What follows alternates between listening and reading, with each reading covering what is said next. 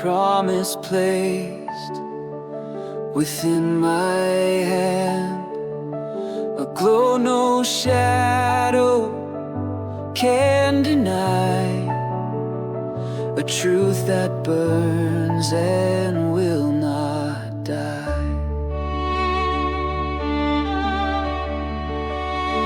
Faith in the aura, guiding me near. Blind faith, in the absence of evidence, is not what deity asks of Estolians. Faith is asked of each Estolian that they should believe they will receive the blessings that have been so abundantly given to those who came before. Faith in the accuracy of blessings bestowed, faith in all that deity promises. Lazarus Ricarden. Capitulo 84. A steady beep, beep, beep, pulled her from the blackness.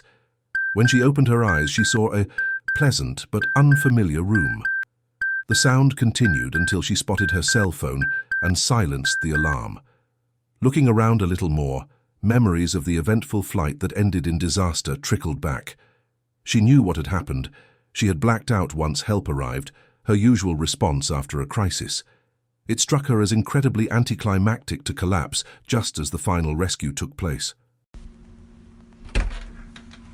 The door opened, and a man walked into the room.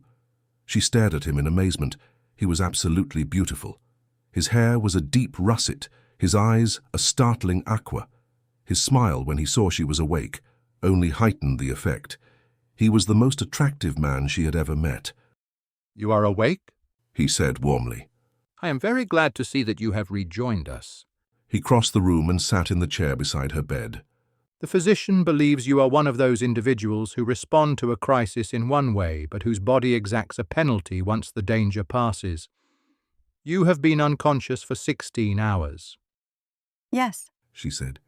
Dr. Ormond in Kentucky told me to expect this if I ever faced another crisis.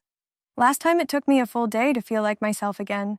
She felt weaker now, as if her body had demanded a higher price for surviving. This would not be any different, only harder. I am Ben, or more formally Benzerik Zakarian. I helped you from the air tower." His smile was warm and sympathetic. Thank you so much, Ben, for being so helpful. I couldn't have done it without you. "There has been a media firestorm over the death of Walter Dutournier," Ben said. Do they know what happened?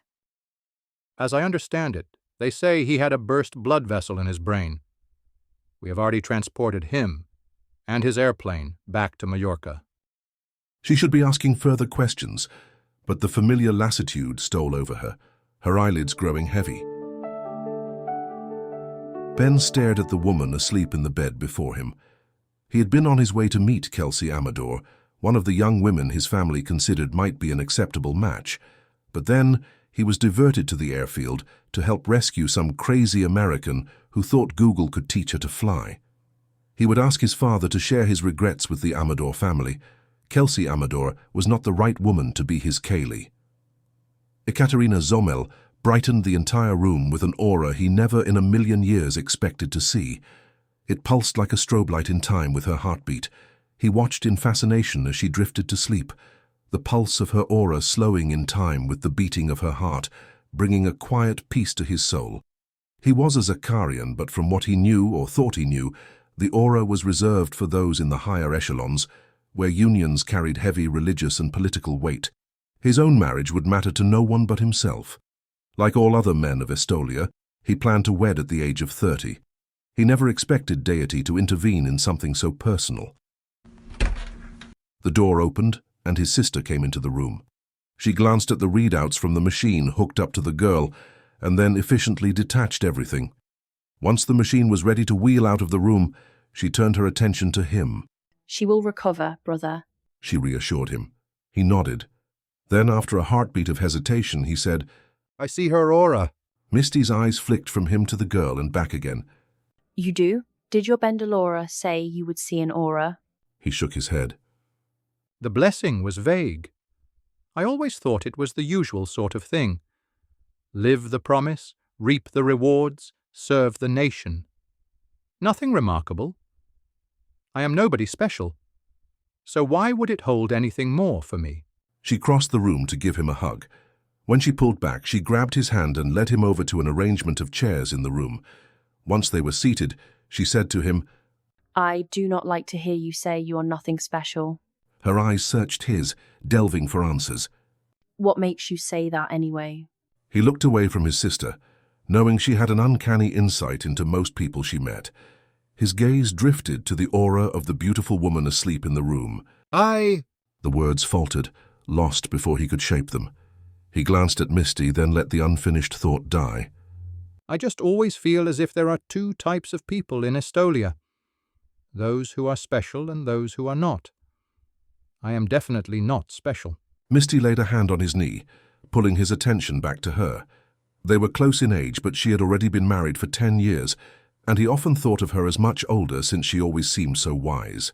Though he was the firstborn, the adoption of 4 girls left him with 3 elder sisters. Misty was nearest to him in years, and the one he felt closest to as well. The expression on her face communicated the steadfast wisdom he felt was missing, and would always miss, within his own character. Ben, I do not think that deity places us into categories like that. It would not be in keeping with the teachings of Zacharias, but even if it were true, you would be counted among the special. If our history had flowed along a different path, you would be preparing to be king. He flushed. It embarrassed him to be reminded that, in another reality, he was the heir apparent. Deity did not so decree, he said. True, brother. I think our father had enough to cope with in having 7 children. She grinned at him. Has the aura ever been wrong? He looked again at the sleeping woman. Her extraordinary glow brightened the entire room. Misty gave a bark of laughter. You are asking the wrong person. If you need religious counsel, go speak with cousin Zeke.